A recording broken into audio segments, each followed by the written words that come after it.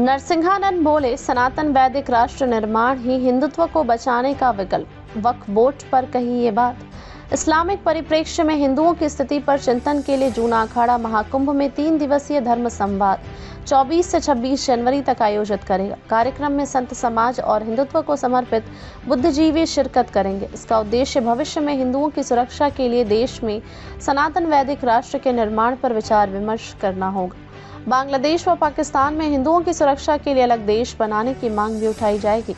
यह बातें शुक्रवार को न्यू आजाद नगर में आयोजित एक प्रेस वार्ता में श्री पंचदशनाम जूना अखाड़े के महामंडलेश्वर व डासना मंदिर गाजियाबाद के महंत आचार्य यति नरसिंहानंद गिरी महाराज ने कही। उन्होंने कहा कि लंबे समय से जनसंख्या नियंत्रण कानून को सरकार लागू नहीं किया गया है, अब बहुत देर हो चुकी है।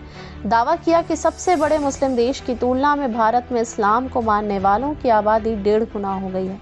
सरकार इस तथ्य को छिपा रही है। 13 जनवरी की रात एक जिहादी महाकुंभ में उनके कमरे के बाहर नाम बदलकर पहुंच गया था।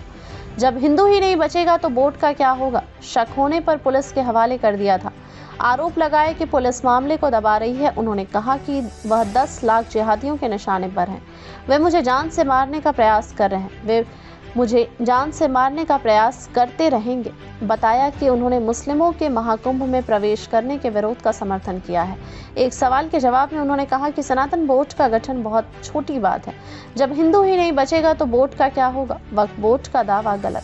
नरसिंहानंद गिरी ने कहा कि आज हिंदुओं की दयनीय स्थिति के जिम्मेदार थर्ड ग्रेड के नेता जवाहरलाल नेहरू और महात्मा गांधी हैं। बंटवारे में मुस्लिम समाज को 1.5 गुना जमीन पाक में दे दी गई थी।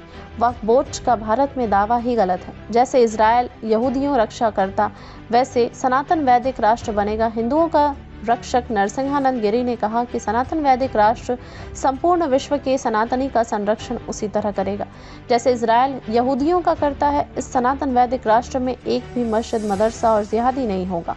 अगर हम सनातन वैदिक राष्ट्र की स्थापना करने में असफल हो गए हैं तो सनातन धर्म का विनाश कोई नहीं रोक पाएगा। दुनिया के हर हिंदू को इस लक्ष्य के लिए कार्य करना चाहिए।